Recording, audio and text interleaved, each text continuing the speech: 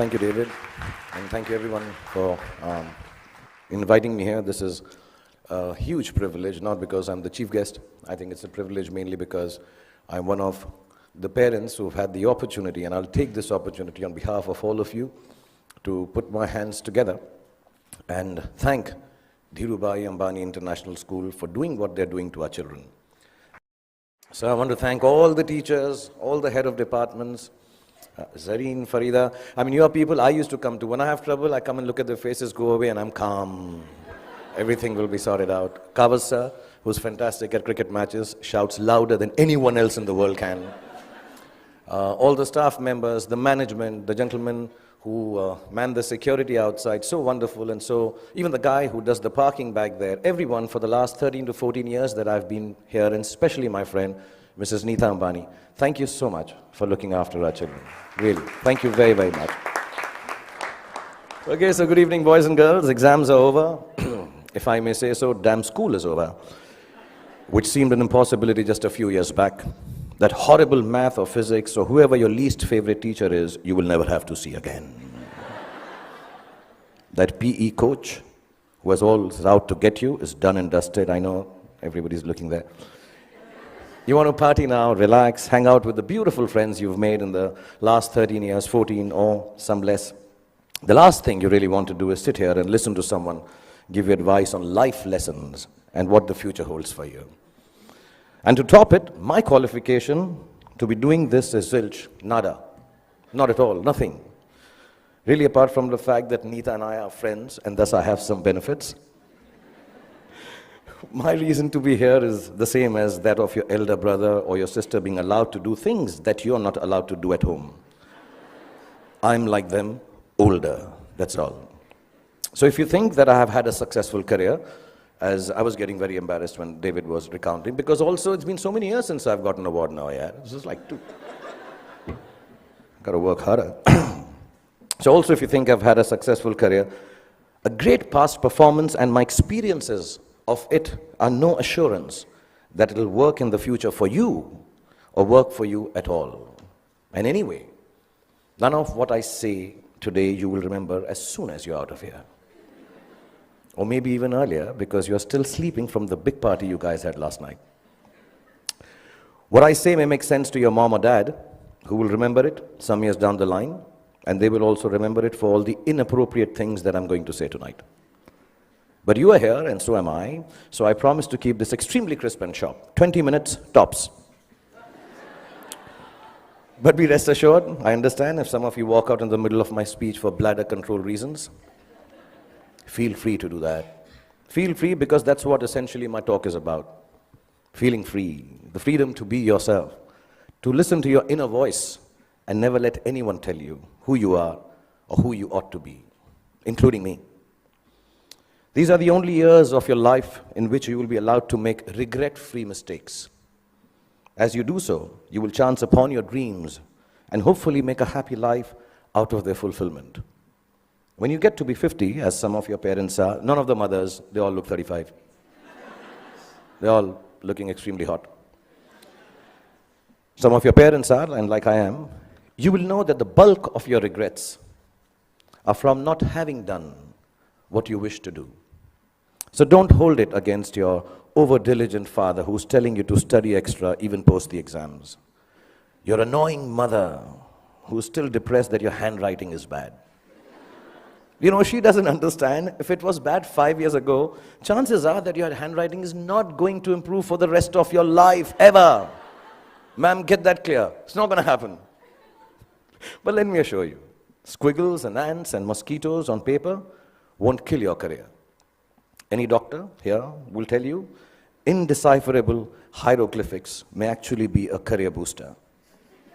Don't be angry that your parents tell you that friend of yours is not good company, he is spoiling you. And please don't hold it against them when they tell you, he's a movie star's son, he'll become a hero, what about you?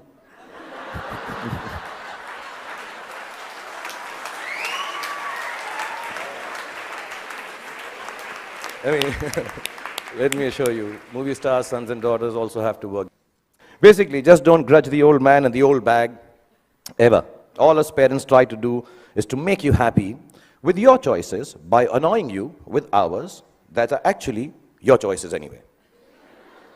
But you just don't know it yet.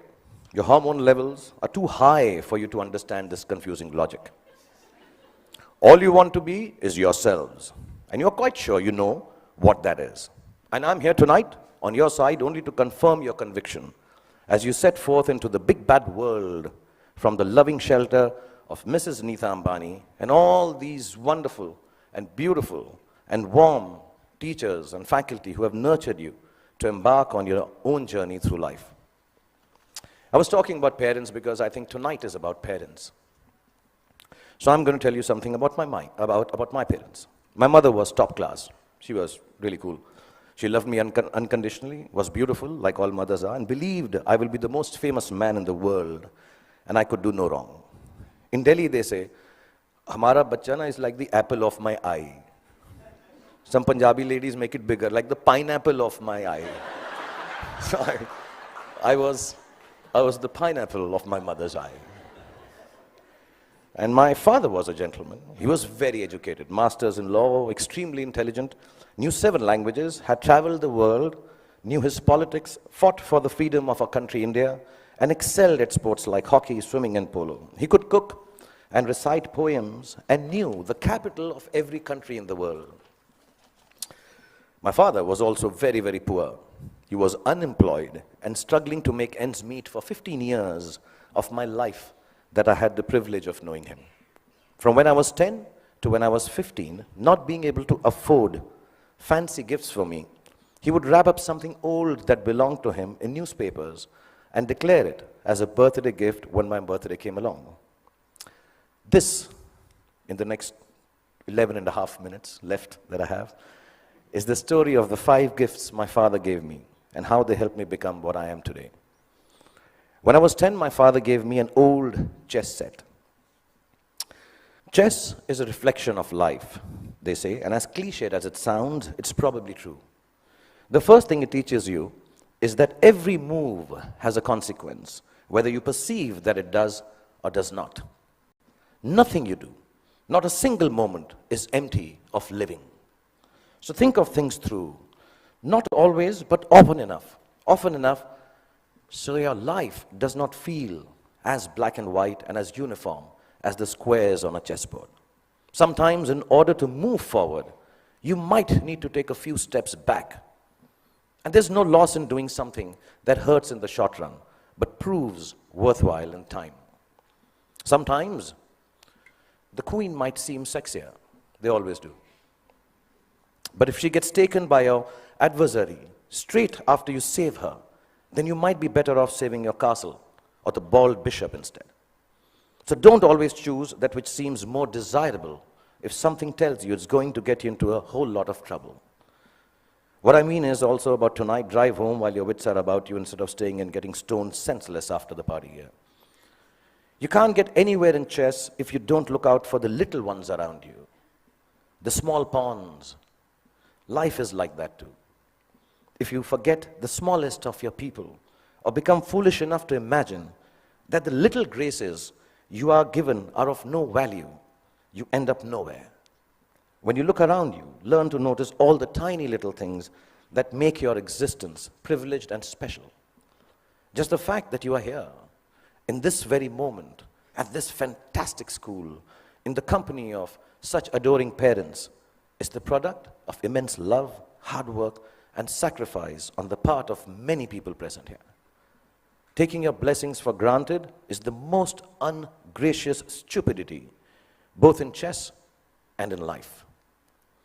Then there's what they call, I don't know how to pronounce it, but sounds very cool, the Zugzwang. The Zugzwang, yeah. It's a really cool word. It sounds like a Chinese aphrodisiac. Zugzwang. But it actually is German for, okay, I'll tone this down. Oh, fish, I got to get out of here. Anyway, for those of you who've never played the game, it's when you get so stuck that whichever move you make is a bad move. It'll happen to each and every one of you at some point in your lives for sure. A moment will come when it will look like there isn't anything going right and nothing you can do to prevent disaster. Ask me, I just finished Dilwale, followed it up with Fan. So, when you are in Zumzwang, kids, don't panic. Whenever there is trouble and you know there is no way out of disaster, don't panic. With a little embarrassment, you will survive it. Trust me. All you have to do is make a move. All you have to do is move on a bit. As the Cheshire Cat in Alice in Wonderland said, when Alice came to the fork in the road, if you don't know where you're going, it doesn't matter which road you take. I will add to it. As long as you take one road and don't keep standing in the middle of the fork until a truck runs you over. Often in Zugzwang, your enemy wins that particular move, but mostly you end up winning the game. There were no computers when I was a kid, nor were there iPhones for us to Google pornography on, while our parents were busy checking their selfie likes on Instagram. One of the most precious gifts my father gave me was an Italian typewriter. I learned how to use it from him, how to roll paper into the roller and press the lever, I don't know if you guys have seen a typewriter. Google it, yeah. Yeah, the clicking sound of the letters as I pressed them with my fingers, forming words on blank pages, fascinated me. To use a typewriter well, you needed diligence. One wrong letter, and the whole exercise had to be started all over again. We used something called Typex to erase our mistakes in those days, not to sniff at during math classes. But too much Typex in math classes or in typewriting is unacceptable. So we had to learn how to move our fingers accurately, to make words out of thoughts with efficiency, and do it over and over again till we got it just right. As an adult, I have come to understand that there is nothing of more value than your capacity for diligence and your ability to work hard. If you can outwork your adversaries and your employees, you can ensure your own success in whatever it is you choose to do. Whatever you're doing, do it once. Then do it one more time, even more carefully. Practice will make everything seem easier.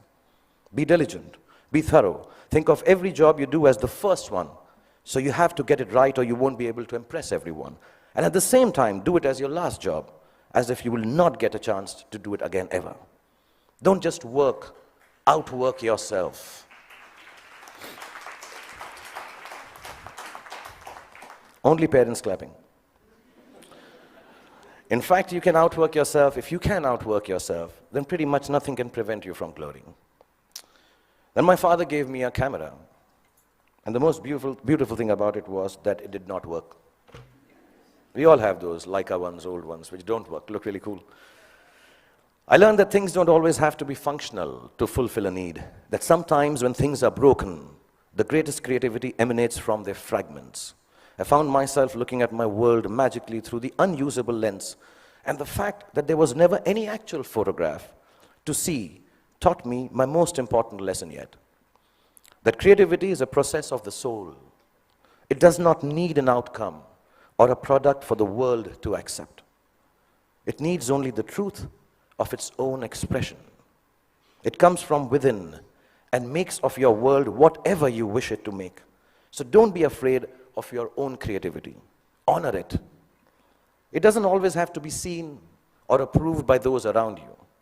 It is an expression of your deepest self, and it belongs as much to you as it does to the universe that nurtures and inspires it. All creativity is not for everyone to like or understand. All art is not up for sale. Some creativity has a bigger role to play.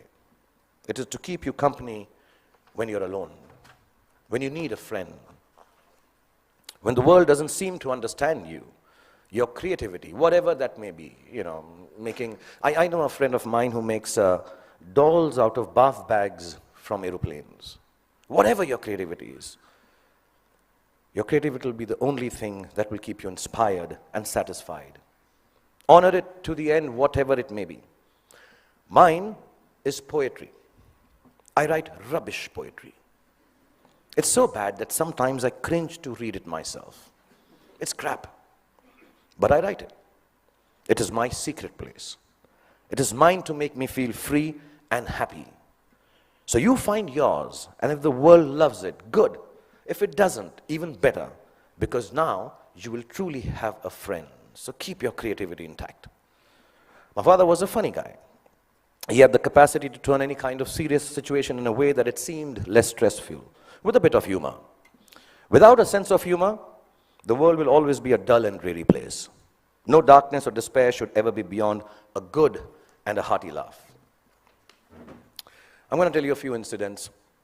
If you're not bored, I have about 7.5 minutes left. We used to live on the 3rd floor of an apartment building, and as people on 3rd floor tend to do, my friends and I used to throw things down from the balcony. You know, wrappers, tidbits, dog shit wrapped in newspapers, the usual stuff, yeah. One day, the old gentleman on the ground floor, there always is an old senile gentleman on the ground floor. He had had enough of our daily droppings. He charged at us, yelling at the top of his voice, "Bhai Saab, upar se cheezein niche aati hain. Upar se cheezein niche aati hain." And you know, the whole mohalla, the colony emerged to witness the spectacle. My father was there, I was mortified. And he kept screaming, "Upar se cheezein niche aati hain." And my father calmly looked at him and said, "Chacha ji, upar se cheezein niche aati hain, ये Newton ने बहुत सालों पहले बताया था. आप कोई नई बात बताओ, अंदर बैठ के चाय पी के बात करते हैं." And it instantly diffused the situation. The old man smiled. We went into the apartment, worked out how dog shit needs to be disposed of properly. Over a cup of tea, and life was back to normal again. And there was another incident I'm going to relate. I had been eyeing this attractive, dusky girl who lived in our building. As smooth as I have always been with ladies, for some reason it occurred to me that if I blew up her letterbox with a Diwali cracker called Atom Bomb, she'd be very impressed with me. I've always been good with girls like that, yeah. I know things girls like. In this insanely romantic belief of mine, her letterbox soon exploded before her eyes. And I still don't know why the desired effect of running into my arms in slow motion was replaced with a screaming drama in which she flew up the stairs screaming, "Amma, come here, Amma, ingeva, Amma, ingeva." She was a Tamilian lady, yeah. I took my chance, and as all macho men should do, I fled the scene. A few hours later, the doorbell rang. I looked through the magic eye, and the mother of the love of my life was standing outside looking incensed. I found a place to hide. My father opened the door. The lady began to rattle off a complaint. "Your son this, your son that, sorry, my Tamil is not good, but it sounded like that." And he listened patiently and then responded, "You know, ma'am, as you were speaking, I was getting angry with my son. But then suddenly I realized how beautiful you are. And I can imagine if your daughter looks anything like you, how can my son be blamed for falling in love with her and behaving so stupidly?" The lady went silent as my father continued telling how beautiful she was. And then she became a little coy. Another cup of tea was had, and she said to me sweetly, "Beta, just because my daughter is so beautiful, you shouldn't behave badly with her. You should come home, sit with us, and be friends." So not only did my dad get me off the hook for blowing up the girl's letterbox, he actually got me inroads to a long, satisfying relationship with the love of my life that lasted 6 days. Because then I realized that dating beautiful girls has its downside. Every boy in the colony made advances at her, so I was regularly beaten up in my attempts to offer her some boy-friendly protection. But that's another story. The point being, learn to laugh at yourselves every chance you get. If you can manage not to take yourself too seriously, no matter how big a shot you become, or how lowly, useless, trivial you feel, you will instantly disarm life's power to beat you down. It makes you braver to face ugliness because it changes your perspective. Humor is actually the deafness to see the world, the reality, for the transient farce it really is. It's like a talisman for survival. Cultivate it and allow it to lighten every heavy moment. Wear it like a vulgar tattoo if you don't already have one. Don't ever let it get washed away in the turbulently beautiful seas of life.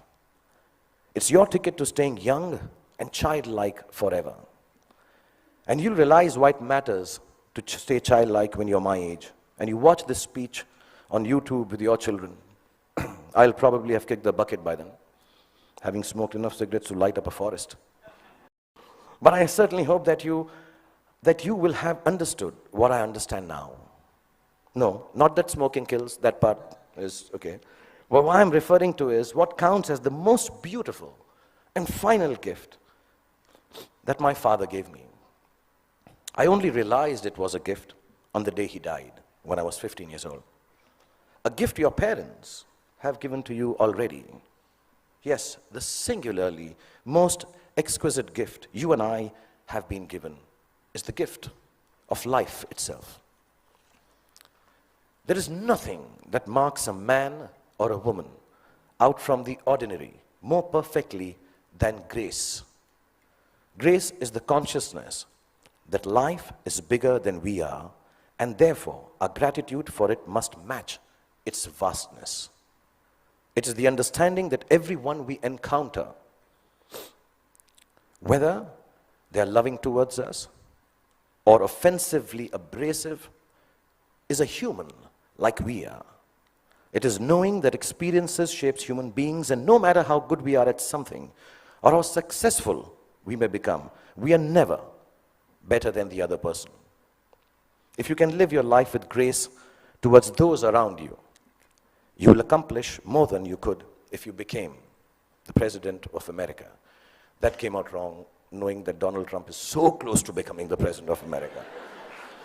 I didn't mean that. I'll rephrase that, guys. If you can live your life with grace towards those around you. Okay, actually, what the hell? Because I came here and told you a secret that I write rubbish poetry, I'm going to read out a poem and end this. This is the most rubbish poem you'll hear, but keep it in your heart because I'm the damn chief guest tonight. If you're after party, EDM, I assume this is the music. I thought I'd be very cool if I used the word EDM. Is EDM cool still? Class of 2016, is it cool? No? Okay.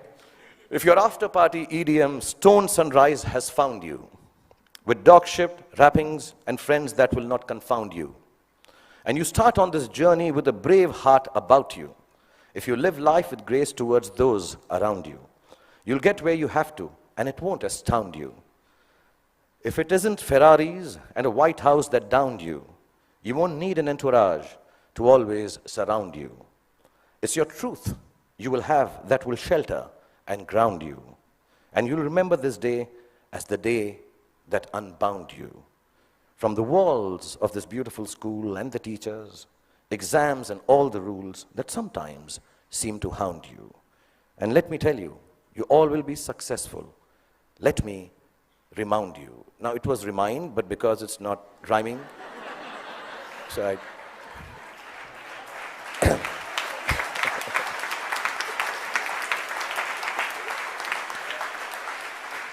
So boys and girls, go forth, be free, have fun, make wrong choices, make mistakes. You will still succeed because the gift of education you have from this wonderful institution called Dhirubhai Ambani International School, the love Nita has given you, and the genes that your parents have provided you with will always look after you. And when you succeed, don't forget to thank your least favorite teacher, because he or she actually cared for you the most. Love you all and be happy. Thank you.